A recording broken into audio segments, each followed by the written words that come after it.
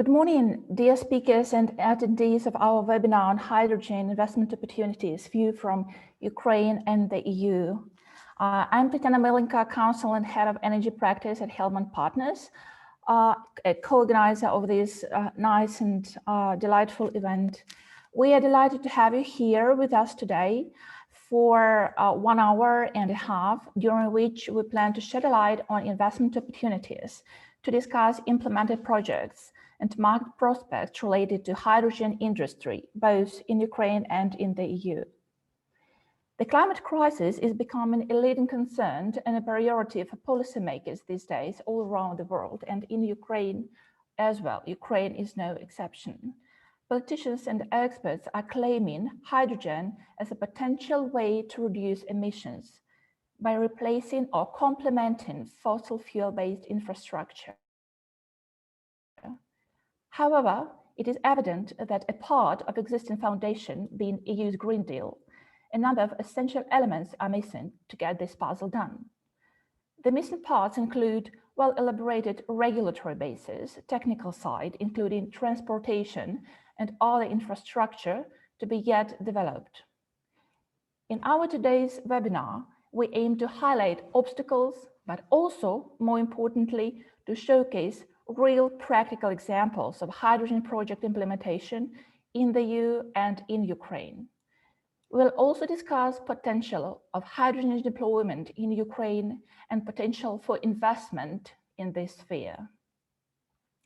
Our distinguished panel of speakers includes today, firstly, is Johannes Noll, a representative of Becker Büttner Held, a German law firm experienced in advising on hydrogen-related projects, and Oksana Roman, Head of Management Consultancy and BD at Belfenget-Bodin in Ukraine, a company with impressive portfolio of implemented and ongoing hydrogen-related projects.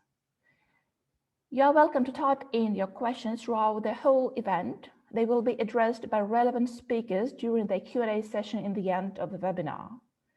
If, for some reasons, your questions will not be addressed today, we will make sure to follow up accordingly with proper responses afterwards. So now please welcome our first distinguished speaker, Mr. Johannes Noll. Johannes, please, the floor is yours. Thank you for having me today. I hope you're all doing well. My name is Johannes Noll. I am a lawyer at BBH. You might already know BBH. We are a highly specialized law firm. We specialized into energy and infrastructure law. I myself am located in Berlin. Being part of the gas team, it comes quite natural to me to focus on hydrogen nowadays. Thus, in the next 20 to 25 minutes, I'd like to talk to you on hydrogen opportunities and the hydrogen development in the EU. Whereas I would like to highlight on hydrogen as a carbon-free energy carrier, as well as the importance of infrastructure. This sums up into investment opportunities on the horizon I'd like to show to you coming from Europe. As a starting point, I would like to draw your attention to the commodity itself. Hydrogen technology is not new, but if you look on the EU targets 2050 for a carbon-free society, as an energy carrier, hydrogen might be the missing link. Today, 80% of Europe's energy demand is provided by oil or gas. However, so far the only carbon-free option is electricity. But not all applications fit for electricity, and there's simply not enough power to electrify all demands. So this is where hydrogen comes in. When talking about a carbon-free molecular energy carrier, this is why we talk about hydrogen. Additionally, hydrogen might mitigate some disadvantages of electricity. For example, you can store it for seasons, not only for days, if you can store electricity at all. This is the background why we are talking so much about hydrogen these days. So the discussion is not if hydrogen will come, it's only the question when. As I said, you have to see hydrogen in the context of the EU target 2050 To illustrate the dependence of hydrogen and carbon, there was some color scheme installed. This color scheme has set out to classify potential production processes which are related to the carbon content of the production process. In the scheme, you all know for sure is what it's called gray hydrogen. It is a widely used standard industry process called steam cracking. However, the carbon inside the methane or inside the natural gas, which will be cracked, will be released to the atmosphere finally. So no advantage against burning natural gas today. And there's green hydrogen made by electrolysis. If you take only renewable power, it is totally carbon free. Surely this is preferable, but do we have enough electricity for this? So there's a third option. The third option is like blue hydrogen and some other colors. The basic principle is the same. It's like gray hydrogen, except that the carbon dioxide is captured and not released to the atmosphere. Which kind of hydrogen will be successful in the end will mostly rely on the cost of carbon dioxide emittance, like CO2 pricing, which will be installed in all European countries over the next decade. So in many cases, hydrogen seems like a carbon-free successor of natural gas. If you look at the potential usages of hydrogen, you can see here 3 columns. You can use it for fuel, you can use it for heat, or you can use it as a feedstock. Especially if you look at applications by heating, then you will see that it's very similar to the use of natural gas today. But its availability will be very limited in the next years. I can say for Germany, the share of end energy usage for heat production is about the half of the end energy consumption, a typical domain of natural gas. However, most forecasts do not expect enough hydrogen for heating within the next years. So speaking on investment opportunities, in terms on demand and supply, the demand is given, but all are looking for sources of supply right now. What we need is more quantities of hydrogen at the moment. Public subsidies may be one way, but an intelligent market design seems generally preferable. I think it became clear in the ongoing debate that the market cannot be a national market, and it will also not be a EU-only market. So at least the EU and its partners, neighbors are all needed, but more likely it also will be a global economy. We have to overcome the limitations of the current hydrogen market because there is already a hydrogen market, but it's not as extended as we need it to be in the future. Hence, when speaking on hydrogen market design, it is obvious that common market rules for natural gas are a success story. So we have a prototype how to form a market in future.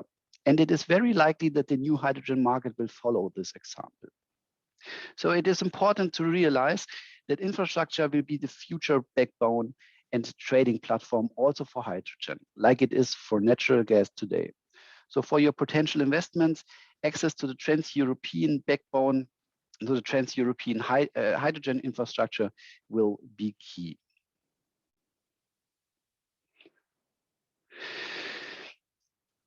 I'm sure you all have heard about the European Green Deal. Of course, citizens and economy in Europe wanted to know how the target 2050, so the carbon neutrality, can be achieved. This paper describes the general idea for decarbonization within the next 30 years, roundabout. For your future plans, it is important to know that the Green Deal especially points to hydrogen. And in consequence, the next final package points to hydrogen too. And the amount is impressive. Although the EU will spend 750 billion euros, it is in the next 10 years and it is a total sum. So it's not only for hydrogen. Still, the figure is impressive. But half of the package are grants and a major share will be reserved for renewable energies. Do not get confused by the name. It's my feeling that Corona is a random course here, could have been anything else. But it's very clear that the European Union is going to fund hydrogen. It might be less than this figure of 750 billion euros, but it might be still enough to start a hydrogen market. So we will see major developments in the next years. And other details worth mentioning within the European Green Deal, yes, the Commission's priority is definitely green hydrogen, but blue hydrogen made out of natural gas is not excluded in general. However, you should not expect any subsidies or similar or other support for blue hydrogen. This will be only given for green hydrogen. And as I am a lawyer, I am of course very interested in the next step of legislation making. The Commission had announced a regulatory framework. This is interesting because this regulatory framework will be also the framework for all business opportunities, for all investment opportunities. Especially this framework will include infrastructure. And as I said before, for hydrogen, infrastructure will be key. Also, the EU has given itself a strategy on hydrogen. It's divided in 3 major steps. If you will look at the 3 steps, you will see that the first step has already begun. The EU will start immediately. Please note the also very tight time frame. So within the next 5 years, the market design is upcoming. And first steps, in additional production capacities, there will be incentives for the first steps in additional production capacities. It's 6 gigawatts, which may only be a great figure compared to the existing capacities. It's really not enough for the demand, but it's a first step. But within the following 5 years, so within 10 years from now on, already the infrastructure for hydrogen should be set up. Also, additional production capacities will be set up by financing of the European Union. So additional 40 gigawatt are already a more impressive figure. So there's something to expect there. And then after 2030, but before 2050, a major market shall arise. Of course, this is when the global hydrogen imports are needed. So for investors not being located directly within the EU, I would say the year 2030 is the latest when you can expect that you have customers for any sources of hydrogen you can export to the EU. So, as I said, the key to success is infrastructure. This is the major part of the discussion in the European Union right now. And since we focus to Ukraine and the EU today, please draw your attention to the graphic here. It is connecting Central and Eastern Europe with Western Europe. This, what you can see, is in a natural gas network of today. I would say this is quite impressive. If you overlay this map of natural gas with a map of an early hydrogen network, which is planned for Western Europe, you see that the points where it is connecting are the same points where today's natural gas infrastructure is connecting. So the connection between East and West will be remain, even though maybe natural gas is fading out until 2050, because nevertheless, natural gas is not a carbon-free energy source and cannot be used after 2050 anymore. Also, you can see on this map that the hydrogen network will be based on retrofitting of natural gas pipelines. So existing pipelines may have a second life. Pipelines that went out of operation. Why?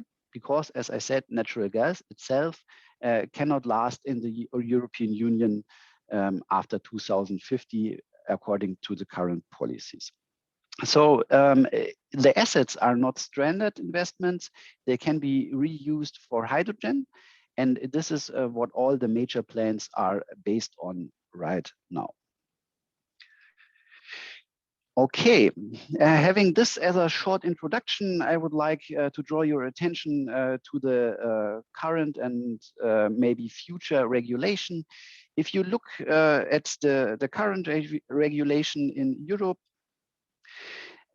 especially the legislation, then you will see that actually the European Union has not very much hydrogen regulation today. What you can see on the slide is the regulation for natural gas, and especially natural gas infrastructure. As you can see, it is only for natural gas when it comes to gases. It's not for hydrogen. Hydrogen is just in terms of trading a regular commercial good. No wonder, since today there is no infrastructure, so there's nothing regulation can be attached to. So if we are looking for a hydrogen regulation right now, we are looking for a new kind of regulation, a regulation of an infrastructure which isn't there already. So we have to regulate something which is quite new, something to stipulate a market ramp up of hydrogen. Of course, there's regulation for natural gas, as you can see, but this regulation does not cover the hydrogen. E.g., the gas market directive is limited to natural gas and such gases that may use natural gas network, as we can see here. So when speaking about legislation making, as you can imagine, European processes are slow compared to national legislation.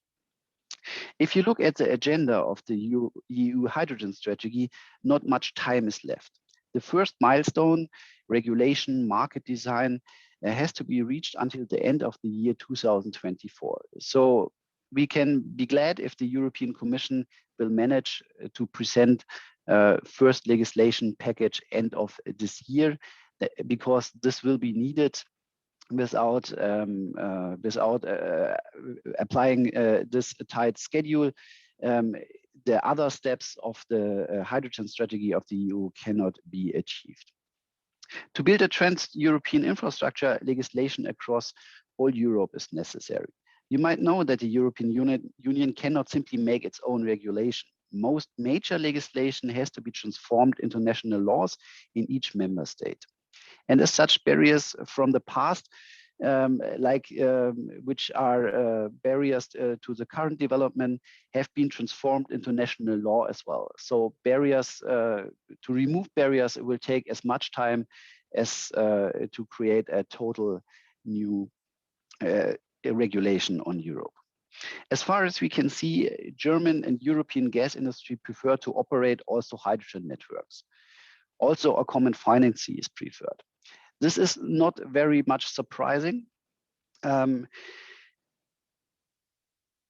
the current regulation, there is a working operator for natural gas networks.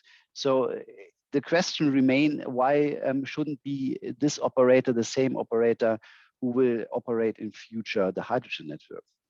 But however, this is not the tendency we can see today. So if you would use the same operator like natural gas today, you could use the network fees of natural gas from today to finance the future hydrogen grid. However, if you don't go this way, also public subsidizing will be needed to construct those hydrogen network in the future. So gas shippers cannot pay their fees in regard to the hydrogen. So this is one of the main barriers I would like to mention, which the current regulation has.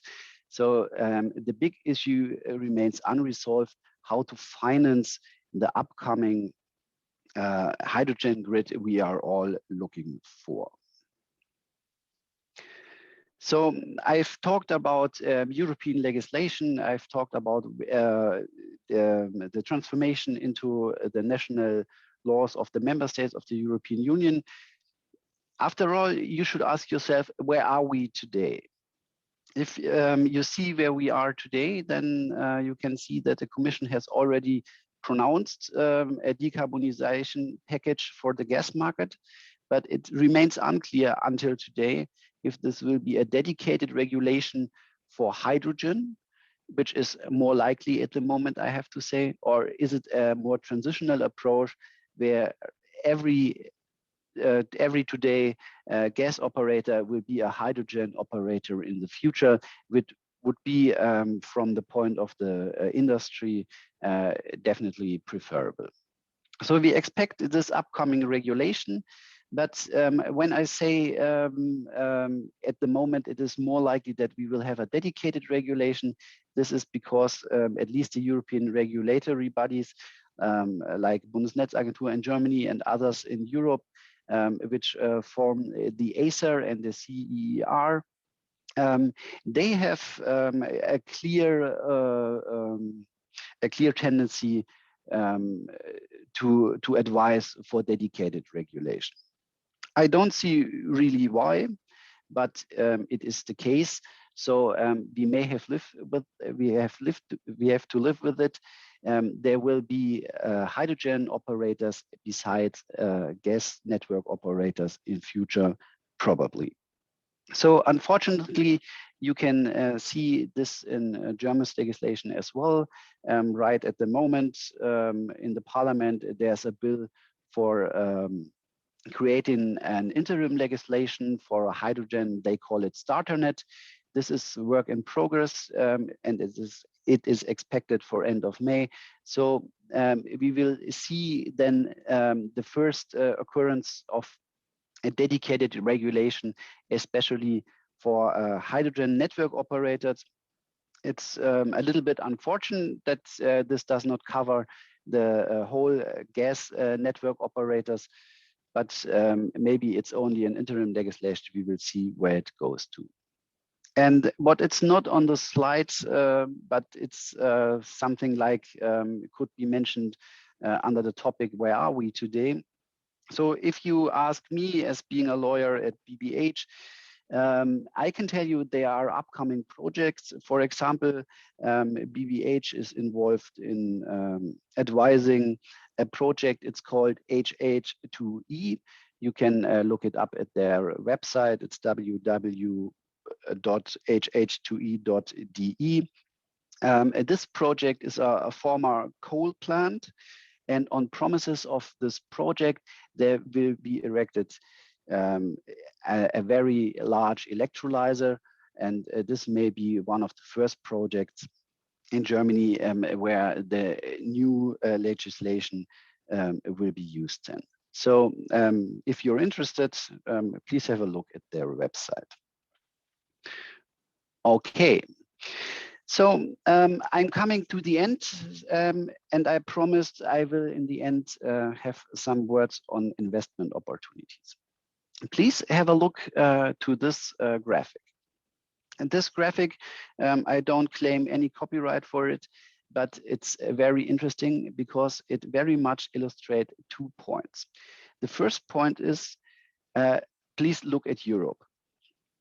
Europe in a global scale will be one of the major centers. So this is the first point you can see in this graphic. The second is, please remember what I said earlier to investment opportunities.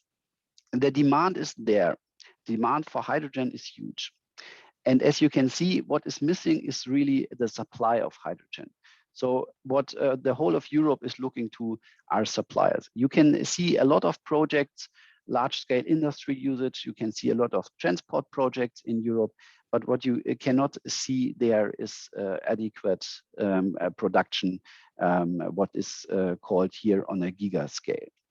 So the hydrogen economy in Europe will remain like they import natural gas today on imports of hydrogen. So they are looking for new cooperation partners, and I think this graphic illustrates it very well.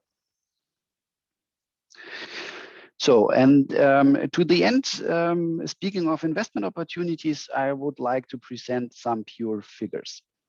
So we talked about the plans of the European Union. We are talking about dedicated industry here. Not included are the investments needed to make end users hydrogen ready. But if you look at these figures, you can see that the cost for electrolyzers are significantly lower than for build-up infrastructure, though these are big parts. However, if we talk about hydrogen, you see that the majority of the costs go into power generation. So see the last line here, it's around 300 billion. This is the biggest share of the costs for implementing a green hydrogen society as it is announced by the European Union.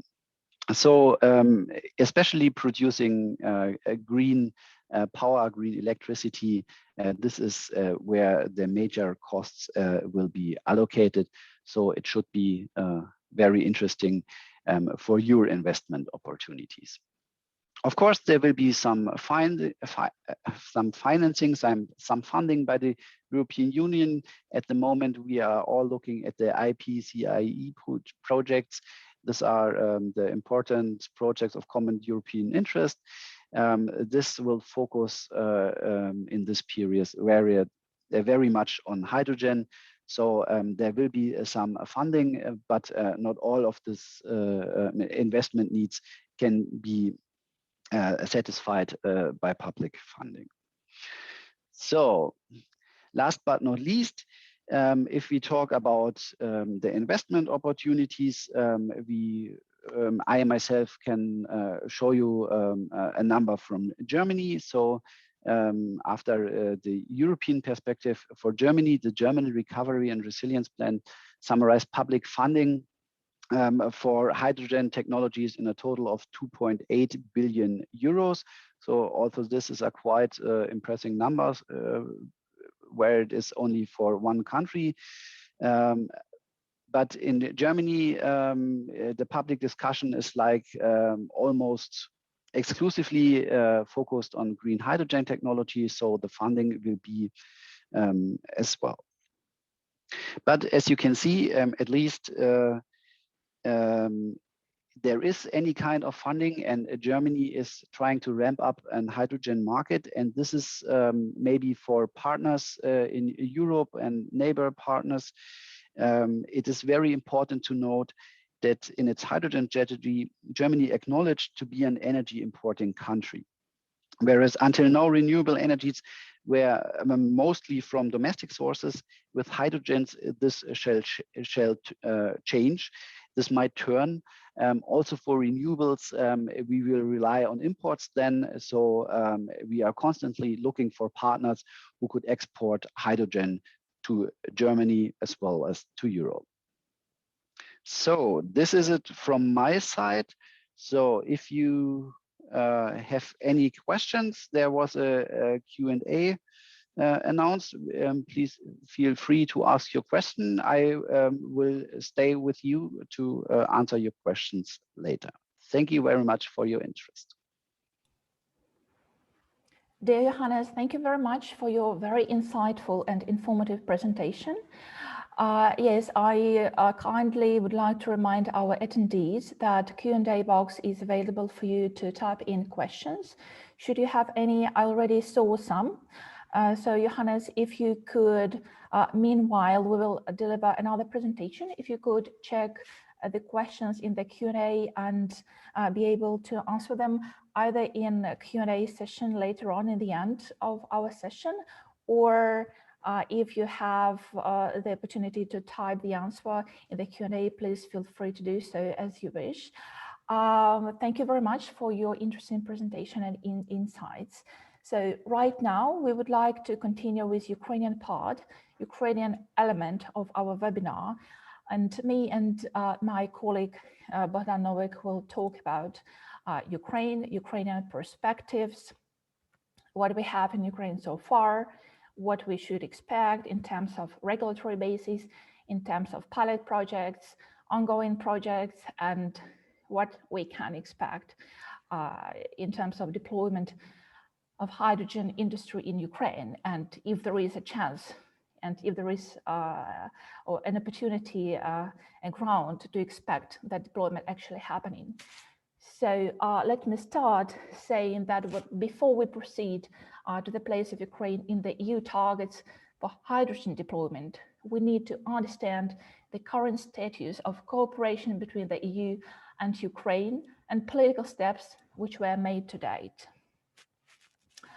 As you could see on the slide, first negotiations between Ukraine and Germany on the prospects of cooperation in the field of hydrogen began in the second half of 2019. In January last year, the government of Ukraine established an interinstitutional group to coordinate the effects of climate change within the framework of the European Green Deal. In August last year, two developments took place. Well, the first thing that happened was signing of a joint intergovernmental statement between Ukraine and Germany in Berlin on establishing the energy partnership, part of which is hydrogen energy. So this is not a mere coincidence that we have invited a distinguished speaker from Germany, as Germany is in front of development of hydrogen. And the next thing that happened was that Ukraine provided to the European Commission a position paper with its vision on implementing European Green Deal. In the document, the government proposes to establish a structured and regular dialogue with the EU on modalities of early involvement of Ukraine into development and implementation of policies under the European Green Deal, and develop a joint roadmap for Ukrainian participation in it. So yes, you might say it is not regulation, it is not regulatory basis. Yes, this is very true. It's political steps, still they are important political steps.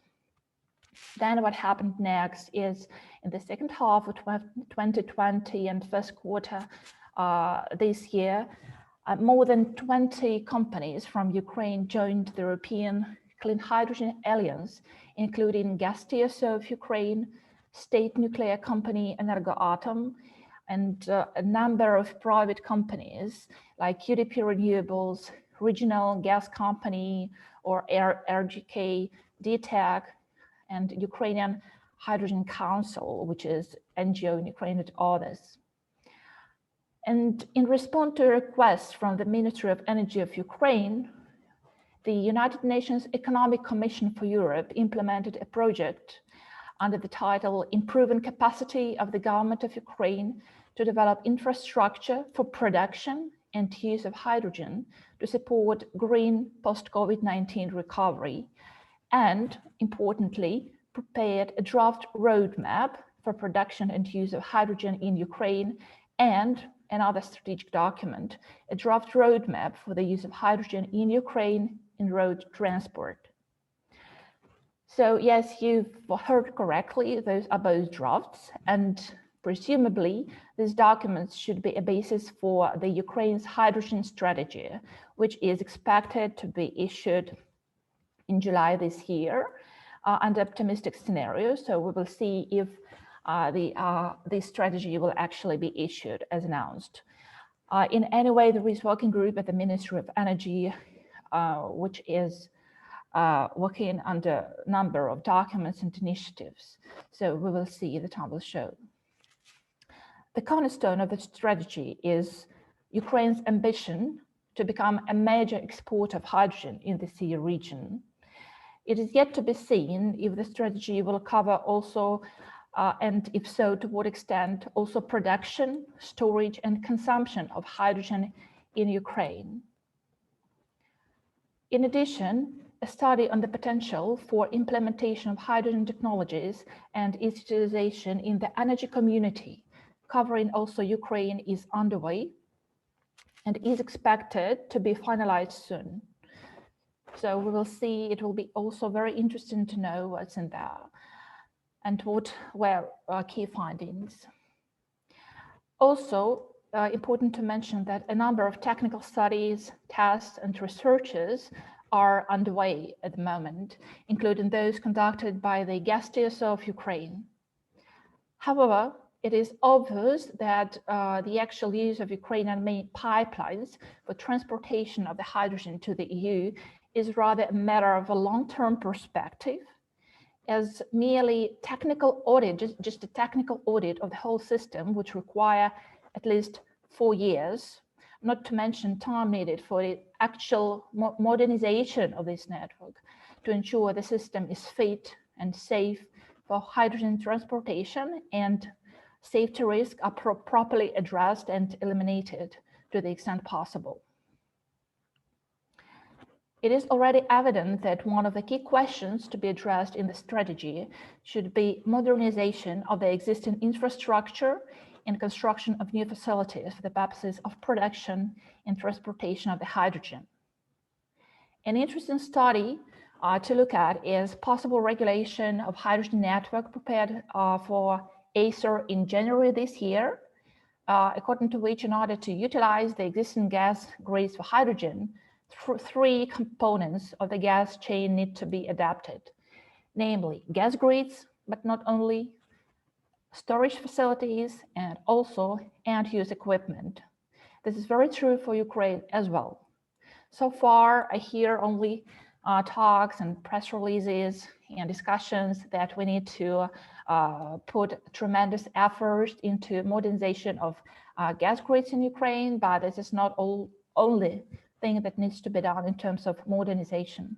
This is very important to mention. Another key issue the policymakers should address is necessity for incentives for development of the hydrogen industry in Ukraine. Well, this is the key question we need to concentrate: if Ukraine needs those incentives or no, and if yes, what should be the design of those incentives? At present, some EU countries do have some sort of incentives in one way or another. In particular, according to AEEC report dated July last year, Belgium refers to the tariff setting regime for the TSO, which contains some incentives related to the connection of hydrogen and BMFN production and injection installations. Austria and Ireland refer to innovation allowances, which TSOs may apply, for example, to hydrogen projects. In Italy, a consultation involving the NRA, which is energy regulator, is currently underway and foresees possible incentives for pilot projects, potentially including those allowing the injection of hydrogen into the network. So as we can see, there is no one homogeneous approach to incentives in Europe, but this is a very important topic to discuss in Ukraine and to decide if we need those. So having said this, I would like finally to pass the word to my colleague Bogdan Novik, associate at Hillmont Partners, who will continue on prospects of hydrogen regulation and deployment in Ukraine. Bogdan, please, the floor is yours. Thank you, Tatiana. I would like to continue and share with you some insights on developments in the hydrogen sector of Ukraine. Let's move on directly to the place of Ukraine in implementing European Union's Green Deal. It is possible to outline three strategic documents containing European Union's plans in respect of Ukraine. The first one, and the most important, is the hydrogen strategy for a climate neutral Europe, which was presented by the European Commission in July 2020. In this document, the European Commission distinguishes Ukraine as a priority partner, and due to natural resources, physical interconnections, and technological development. European Commission also encourages Ukraine to participate in the Clean Hydrogen Alliance and to extend cooperation on renewable energy and hydrogen. The next one is an initiative document, Green Hydrogen for a European Green Deal, 2.2 by 40 gigawatts, presented by the European Association Hydrogen Europe on 15th April 2020. This document sets ambitious targets for European Union member states and for Ukraine. Electrolyzer capacity for Ukrainian domestic market should constitute 50 megawatts in 2024 and should reach a total of 1,800 megawatts until 2030. Hydrogen plants capacity in Ukraine for the export market should constitute 500 megawatts in 2025 and should reach a total of 8,000 megawatts until 2030. The next document is a Green Hydrogen Investment and Support Report presented, one second. No problem. Presented in 2020 by the European Association Hydrogen Europe as well, which envisages import of 3 million tons of hydrogen from North Africa and Ukraine. Overall, the European Union is planning to invest more than 20 billion euros until 2030 in implementation of 10 gigawatts electrolyzer capacity in Ukraine. In particular, 3.5 billion euros in construction of electrolyzers, more than 13 billion euros in construction of onshore wind power facilities, and 3.3 billion euros in construction of solar PV facilities.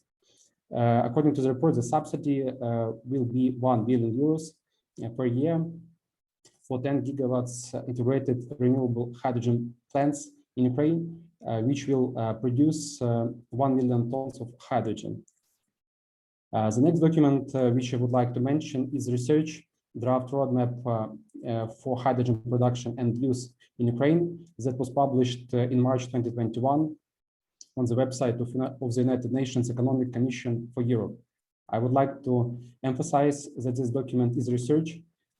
It is not a roadmap for the implementation of the hydrogen strategy, which is being developed by the Ministry of Energy of Ukraine. As you can see on the slide, the main chapters of the research include, among other things, analysis of the potential for the use of hydrogen technologies in Ukraine, analysis of infrastructure for hydrogen storage and transportation, and many other important things. The research also includes the data regarding attractiveness of Ukraine for hydrogen sector development, strong advantages of Ukraine existence of a large transmission system for hydrogen transportation, and favorable climatic conditions to increase reserve capacity for green hydrogen production. Ukraine has the potential for substantial hydrogen production. It is estimated by the Institute of Renewable Energy of the National Academy of Sciences of Ukraine that approximately 505 billion normal cubic meters of green hydrogen could be produced in Ukraine annually. The potential overall RES capacity in Ukraine is 771 gigawatts, including onshore, offshore wind power plants and solar power plants. According to the indicative forecast prepared by the mentioned institute, until 2025, the production of green electricity could be at the level of 21.6 billion kilowatt hours, and the production of hydrogen at the level of 1.1 billion normal cubic meters.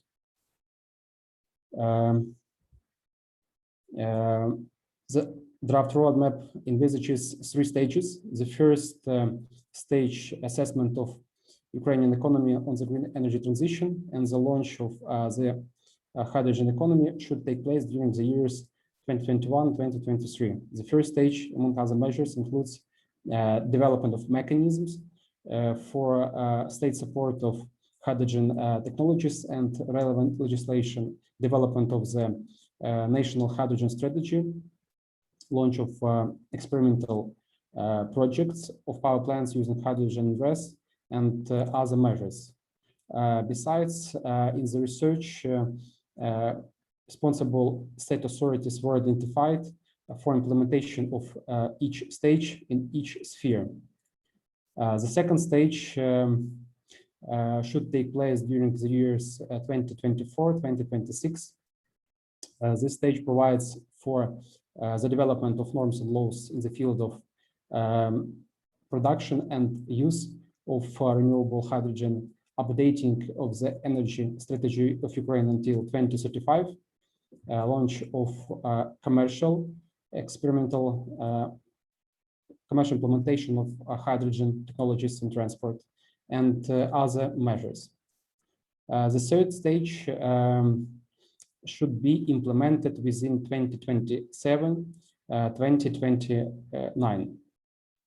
It envisages the policy to encourage the use of hydrogen and electric cars, a replacement of up to 10% of natural gas with hydrogen in housing and utilities infrastructure, organization of a national network of gas stations for hydrogen vehicles with centralized hydrogen supply, and other actions and measures. The research also proposes the constituent parts which the hydrogen strategy of Ukraine should include. Among other, it should include strategic goals and prerequisites for the implementation of the strategy, analysis of hydrogen production potential from nuclear energy in Ukraine, potential of green hydrogen production in Ukraine, which envisages the analysis of the green tariff against the economic profile of hydrogen production, and other chapters which you can see on this slide. The next matter which I would like to mention is the perspectives of current workflows. As for the Ministry of Energy, we can distinguish further development of the national hydrogen strategy and the roadmap for its implementation, the development of the relevant regulatory framework to ensure the functioning of the hydrogen energy sector, update of the Ukrainian energy strategy of Ukraine until 2035, as well as development of safety requirements and measures in the process of production, storage, transportation, and consumption of hydrogen in line with the leading European Union countries. As for the National Energy and Utilities Regulatory Commission, we see the workflows in amending the gas transmission system code for the usage of hydrogen in gas transmission system, amending the gas distribution systems code and gas storage facilities code, and establishing the relevant regulatory policy as a whole. In respect of the gas transmission system operator, we see the workflows in carrying out consultations with research institutes, organizations, before the launch of a large-scale program to study the impact of a mixture of hydrogen and natural gas on the main gas pipelines and GTS infrastructure, and preparing scientific and technical research during this year and next year to analyze the readiness of the Ukrainian gas transportation infrastructure to participate in the transportation of hydrogen mixtures to the European Union member states. On this slide, we briefly outlined what is lacking in the regulation of hydrogen in Ukraine, in particular its legislation for the production, transportation, usage, and storage of hydrogen, strategic documents on the development of hydrogen energy in Ukraine, full implementation of a pilot project for the production of green hydrogen, and the respective standardization system in the field of hydrogen. Now we move on to the projects which are in progress. In 2020, the regional gas company launched a series of experiments to study the behavior of hydrogen and hydrogen mixtures in different concentrations in Ukrainian gas pipelines. They have built 5 test sites that completely copy the Ukrainian gas distribution network in different regions. Test sites are located in Ivano-Frankivsk, Volyn, Zhytomyr, Kharkiv, and the Dnipropetrovsk regions. They pumped 99% hydrogen into the system, and the first results show that 46% of the pressure pumped in the conditional sealed system on methane was lost in the first 14 days. Experiments consists of 4 stages. At present, static and dynamic tests are taking place at the test sites. These experiments are still ongoing, but preliminary results confirm that the maximum allowable in terms of safety may be 30% of hydrogen. During dynamic tests, scientists should check all risks and determine how different types and modifications of household gas appliances and metering equipment can work with hydrogen. It should be noted that the safety reasons the experiments within the second and third stages are taking place on test sites without end users and in closed networks. And the fourth stage of experiments will take place within 2023 to 2025, where real consumers will be involved. During this stage of experiments, the experiments will take place in two small dead-end sections of the network in the private sector, with the involvement of 50 to 100 end users, and the share of hydrogen in the gas mixture will not exceed 20%. It is planned to start with 10% and gradually increasing the concentration. But the biggest challenge lies in upgrading the existing system to ensure that it is automated and minimizes any safety risks. Further, I would like to move on to hydrogen pilot projects presented by the Ministry of Energy of Ukraine. According to the data of the Ministry of Energy of Ukraine, few hydrogen pilot projects are anticipated. The first, in particular, the first one is construction of renewable hydrogen production plant, the new hydrogen Valley. Electrolyzer capacity is expected to be of 3,000 megawatts, and the project consists of 4 stages. The first stage is the largest and will be of 2,500 megawatts, which envisages the production of 2.2 billion normal cubic meters of hydrogen per year. As of today, the investment amount is anticipated only regarding the 50 megawatts first stage at the level of 100 million euros. The first stage of 50 megawatts of the project is ready to build. Currently, feasibility study is being prepared for other stages. The next project is a green hydrogen industrial cluster, 5 megawatts pilot project owned by TEC, together with German and Ukrainian industrial stakeholders.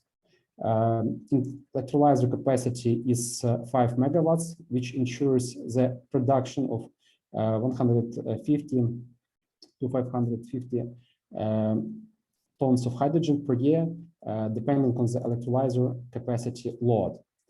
The anticipated investment amount is 12 to 14 million euros. The project will be located at Nikopolsky Basin at the southeast of Ukraine. Next project is the construction of a renewable hydrogen production plant in the Zakarpattia region. Solar power plants can be up to 100 megawatts, and electrolyzers capacity up to 30 megawatts. As of today, the feasibility study was prepared. Industrial land plot of 90 hectares is available, and technical documentation for this land plot have been prepared as well. And the anticipated investment amount for this project is 130 million euros. And the last project is a green hydrogen production from hydropower, which will be located in Vinnytsia and Chernivtsi regions at Dniester River. The project initiator is Nizhnednestrovska hydropower plant with a capacity of more than 40 megawatts. There are a few land plots with a total area nearly 50 hectares on which the installation of solar and wind power plants is planned. The project is located in the territory of a former sugar factory with existing water supply. And the total investment is expected to be 14 million euros. We see the market prospects in production of hydrogen and transportation of hydrogen to the European Union member states. Around 1,000 sites for electrolyzed hydrogen capacities were identified across 4 southeastern regions close to the Black Sea: Kherson, Mykolaiv, Odessa, and Zaporizhia regions. And then of 2020, the Ministry of Energy outlined the perspectives for the transportation of hydrogen to the European Union. The short-term perspective envisages transportation of compressed gaseous hydrogen for short distances by tracks and rail. This method is feasible due to little upfront investment for additional infrastructure. The distance range up to 250 kilometers. The medium-term perspective provides for that higher volumes of hydrogen could be transported in the form of liquid organic hydrogen carriers through trucks and rail, and the distance range up to 250, 1,000 kilometers. And the long-term perspective envisages that a pipeline network would be the most feasible option for large quantities over long distances. And the distance range up to 1,500 kilometers.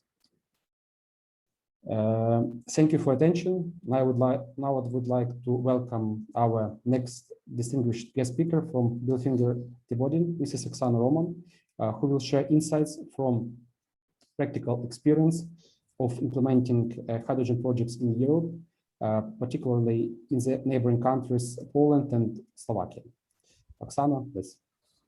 Thank you very much, Bogdan. Let me share the presentation. Just a moment, please.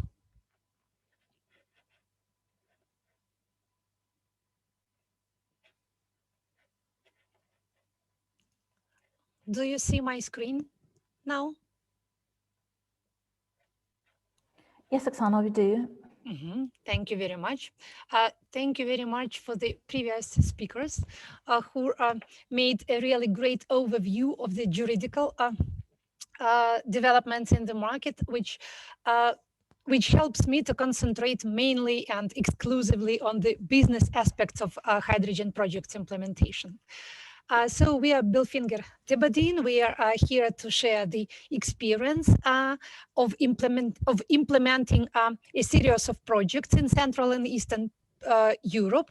And in my presentation, let me just briefly share the global and European landscape and focus, as I said, on business case development and on business case analysis of projects implemented by Bilfinger Tibodin. So first of all, let me please briefly introduce ourselves, who we are, where we take our expertise from. Bilfinger Tibodin is a part of German-based Bilfinger Group, which supports industrial projects along the entire projects or assets life cycle. We start from the idea, development or verification till they continue with the engineering and process engineering. And then we do operation and optimization as well as decommissioning in case so when your business needs it. Briefly, Bilfinger Group operates under 2-for-6 concept, which means that we have two service lines, technologies, engineering and maintenance. We operate in 4 regions, which are continental Europe, Northwest Europe, Middle East and North America. And our key industrial domains are chemicals and petrochemical, energy and utilities, oil and gas, pharma and biopharma, metallurgy and cement. And I'm happy to confirm that we see projects and requests from our clients for hydrogen applications in all of those domains. And in regard of hydrogen value chain, we cover all these stages, starting, as I said, with consultancy support for market and technology studies, partner and finance and search, business case verification, and providing engineering services and EPC services for production, storage, and supply and utilization of hydrogen in all domains, including oil and gas, energy, and other process industry domains. If we look at the map of global hydrogen projects development across the value chain, which you have already seen from Johannes' presentation, we can confirm that by this day, almost 300 projects are already announced.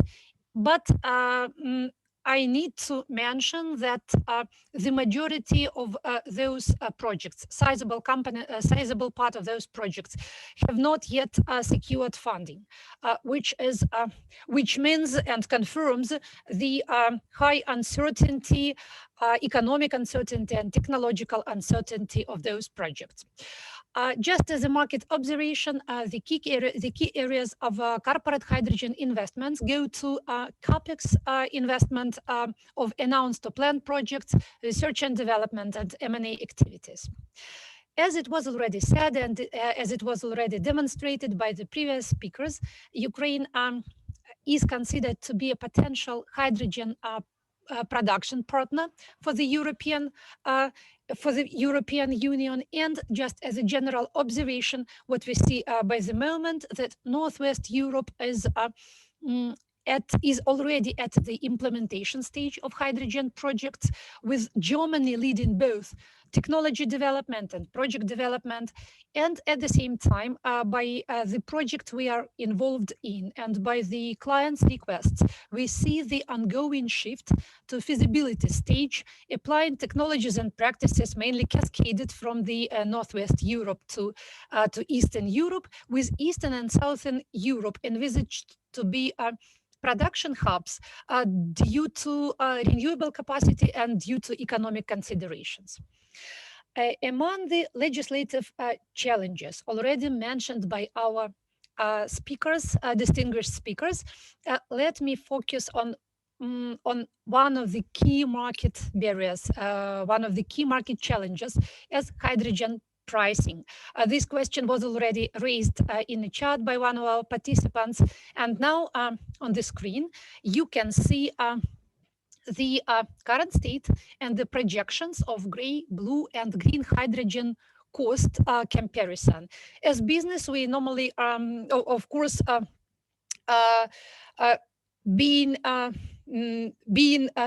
intending to tackle climate change, all business all the time ask the question, is it economically viable or not? And currently we all are comparing green hydrogen costs with gray and blue ones.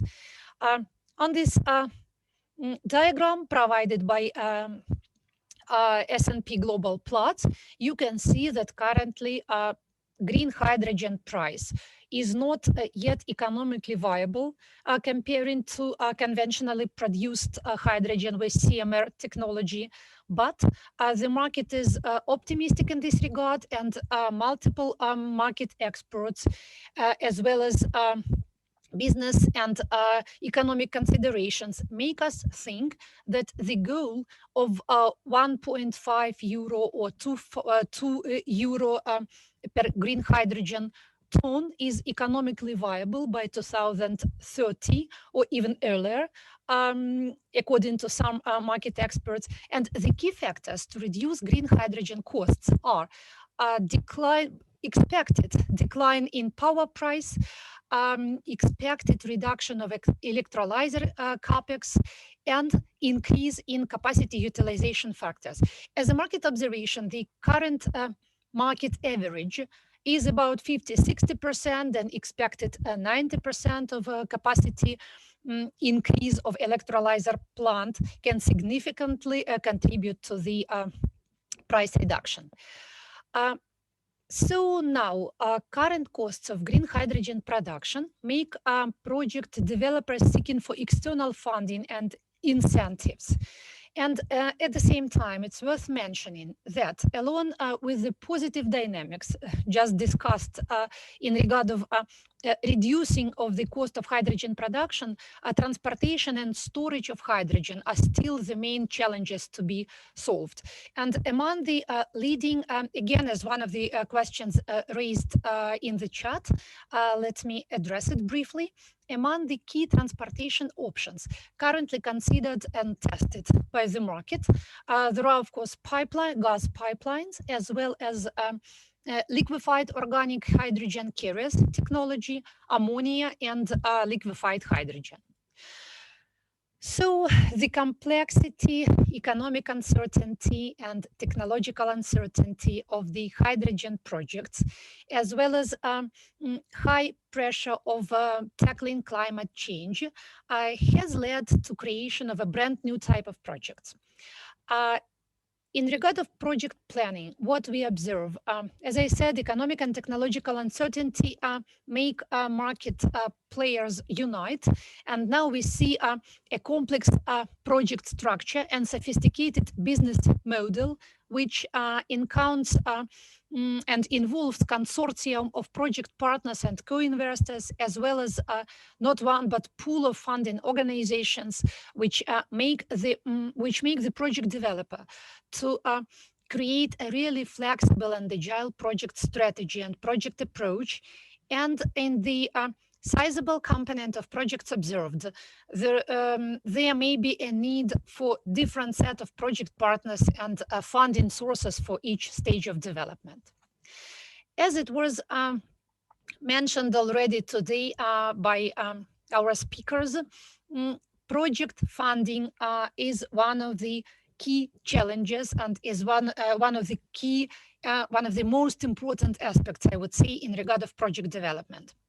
Due to the climate pressure, due to the innovative character of the projects, as well as due to the fierce competition in the market in regard of application for project funding, funding organizations and international finance institutions, as well as commercial banks providing financing for green hydrogen projects, are strengthening their requirements and make really complex business case evaluation criteria. By the moment, what we see from our observations and from the project we are involved at, that more and more funding institutions require investment sustainability score, require compliance with international regulations and policies, as well as the majority of those institutions requires such economic indicators like levelized cost of X, where X is hydrogen, ammonia, or methanol, or whatever final project manufactured based on green hydrogen you consider. Also, along with the project NPV, which is a typical thing, more and more funding institutions require the estimations of NPV of alternatives, including carbon-intensive and low-carbon solutions, alternative to the one you are developing within your projects. Almost all the funding institutions in the financial model of the projects want to see the assessment of carbon dioxide avoidance, including economic and metric assessment, the amount of tons, of avoided carbon dioxide. So when we talk about the project planning and project implementation, we understand that developing the project, we need to account a really complex set of factors, and the project implementation is challenging due to multiple reasons. First of all, market uncertainty and lack of benchmarking and established market practices complicates the project development, since by the moment the only S&P Global Platts is the only agency which is quoting green hydrogen prices in limited locations and on limited basis, as well as we know that Argus is also considering introduction of those quotations, but S&P Global Platts is the only one. And when developing your projects, you really need a qualified partner who can help you developing your own benchmarks to verify your investment scenario. Due to complex requirements of funding institutions, due to the complex set of the project stakeholders, your financial model should be really sophisticated to account complex factors, meeting the requirements of all those funding institutions and different stakeholders.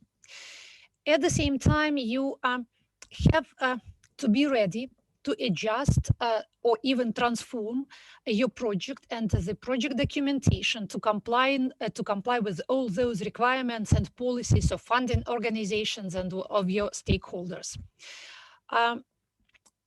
One more important factor one should account when developing a project is ensuring readiness and accessibility of infrastructure provision of permits, funding, and technical support from the governmental or other authorities. As it was discussed previously, due to innovative character of the projects, the external framework is never ready for your project, so a lot has to be prepared or at least checked in advance. From our practical experience, one more important factor that you have to account in your project model is a thoughtful procurement strategy to incorporate proper timing and proper timing for all the equipment supply. As our market and project observations suggest, for example, electrolyzer equipment supply can take up to 1.5 year due to limited manufacturing capacity. When developing your project procurement strategy for electrolyzer equipment, in this case, you have to be really careful, since on the one hand, it's a tricky thing, since on the one hand, the more you wait, the cheaper can become the electrolyzer equipment in the market. But at the same time, the more you wait, the longer is the queue to deliver, to obtain and deliver all those equipment. And all this, of course, should be taken into consideration in regard of project schedule and project execution plan. So as promised, let us share two cases which we implemented recently, just they are really fresh. This is 2021. As Bogdan has already introduced, we have prepared two cases in Poland and in Slovakia with business models relevant to Ukraine. The first case is building an electrolyzer plant. The goal of the project was to produce green hydrogen in Poland with further supplies to off-taker in Germany. And the second project is green hydrogen injection into the gas grid. So in regard of this electrolyzer, 100 megawatt electrolyzer plant in Poland, our scope, Bilfinger-Tibadin scope, was to provide a feasibility study. And the key goal of sharing this experience now is just to draw your attention on which important aspects should be taken into account when developing a project. So in regard of technology concept verification to identify bottlenecks, the key bottleneck in that specific project was green hydrogen storage, which the capex of which significantly impacted the project.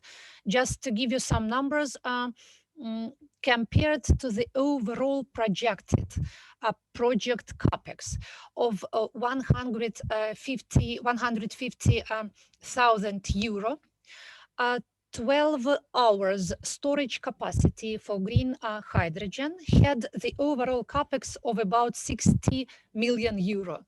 So you can see the significant impact it could make into your model when you didn't incorporate that consideration. Due to this really big capex, we had to find for some alternative solutions, and this made the project to be transformed to upgrade green hydrogen to the next level, to e-methanol or ammonia, for storage and further transportation.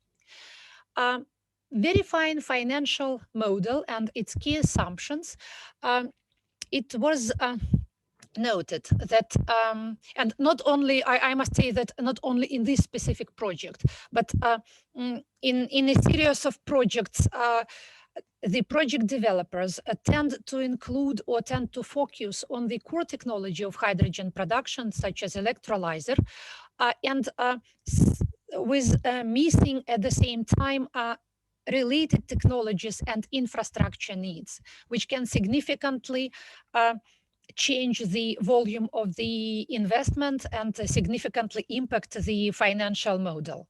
In this case, the transporting green hydrogen to Germany via pipelines was not an option. And so we had to consider and estimate the capex of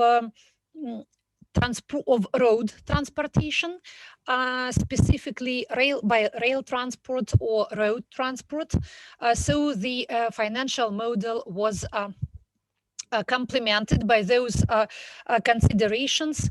And in this point, I also have to say that thoughtful procurement strategy should also be incorporated, since when you are assessing the options and the core technology, equipment supply and related technologies such as storage and transportation, due to the current stage of market development, really you have to account significant time to collect data and collect information, pricing, and supply terms from the vendors. So this can significantly impact the model. So you have to always keep it in mind. The more you put into the financial model, the more educated choice, the more educated decision you make.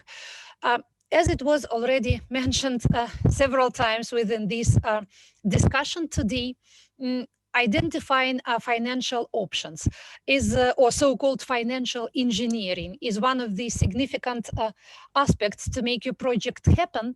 And your technology concept and financial model may be transformed based on the requirements of different financial institutions.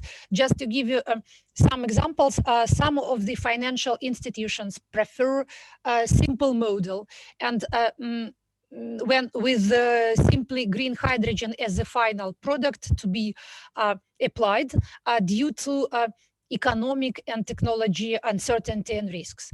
Some financial institutions go further, and they can accept green ammonia or green methanol as an option, but at the same time they can require more parameters for you to show within your project.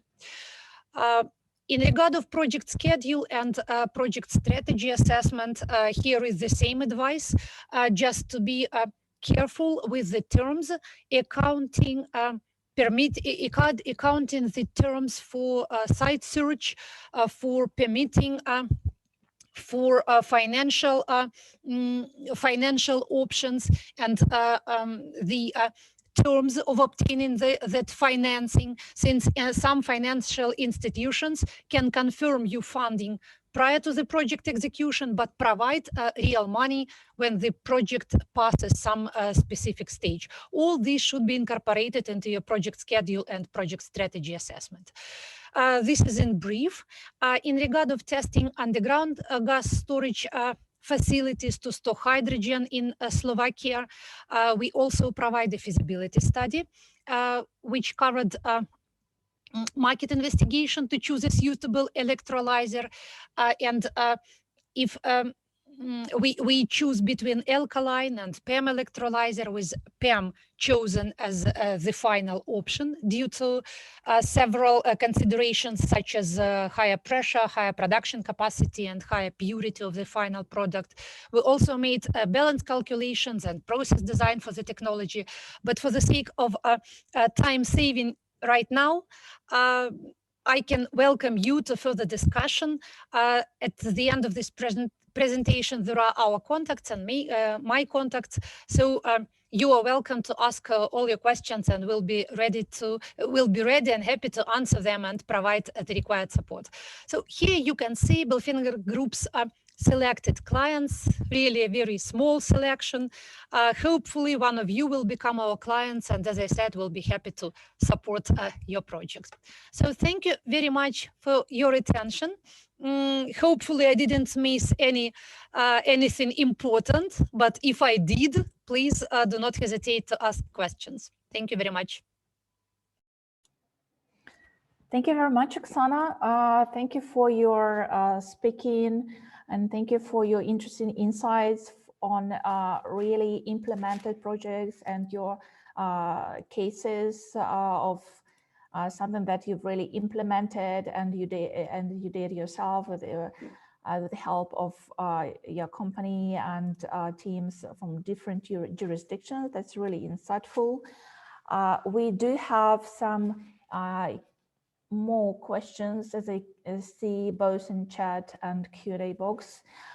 So I'm not sure if this is something we can tackle right now, given that real technical nature of the question. Oksana, could you look at the questions from Bhavin in the chat? Do you think you can answer that? I can read the question. What are diameters or thickness and grades of pipelines, of pipes, most likely to be used for 100% hydrogen transportation? What manufacturing standards to be used, and the research is going on for the same? I am muted, sorry. Thank you very much for your question. This percentage of hydrogen to be injected into the gas grid has so much dimensions to mention that it depends on multiple factors like state of equipment, the purposes of a specific project.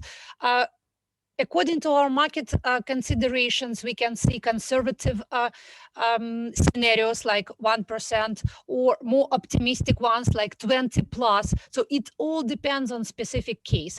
And if you wish, I think we can contact you to our technology, process technology experts, and they will be happy to share some specifics and answer your specific questions in this regard. Thank you, Oksana. We also have a question addressed specifically to you from Roman Ovcharenko. So I can read it to you. My question is to Ms. Oksana. Which services except feasibility study preparation your company may suggest for those relatively small investors who have favorable land plots to develop projects on renewable hydrogen, but does not possess enough technical experience and financial support? If you may ask the key conclusion of the ongoing stage of hydrogen project implementation, I would say it's collaboration. As I said, it's a brand new type of project. By the moment, due to the fact that green hydrogen is not economically viable, I mean large scale projects and medium scale as well, we see a lot of collaborations, and the key advance will be to focus on the potential consumer. To find out the company or the stakeholder capable, willing and capable to buy your product prior to selecting the strategy and prior to selecting the key parameters of your project. Today, it's all about collaboration, it's all about financing, and it's all about the final consumer interested in your project and able to purchase it with the help of the national or EU funding, or with the help of the corporate finance. But developing your project, the key thing is to understand who is going to buy the product. And what type of product it's going to be, pure hydrogen or upgraded versions as methanol or ammonia or something else. Thank you very much, Oksana. It seems that we have so many questions addressed specifically to you. Thank you for taking this on yourself. Maybe another one also should be addressed to you. This is from Oksana Tarasyuk. In our projects, she says, we mainly focus on liquid organic hydrogen carrier storage technologies. Do you think it is in line with investors' expectations or no? I would say in regard of, Oksana, thank you very much for your question. In regard of investors' expectation, I think it's all about financials, and it's all about the making the project happen. What I mean by that, in the majority of cases, so far, pipeline delivery of hydrogen is still not an option, despite multiple testing and dynamic testing on. Railway transportation is also questionable due to infrastructure needs. So choosing between liquefied organic hydrogen carriers or ammonia or methanol, you as always, we have to assess multiple dimensions, and mainly the need, the consumer side, and infrastructure, available or accessible infrastructure at the end of consumer side.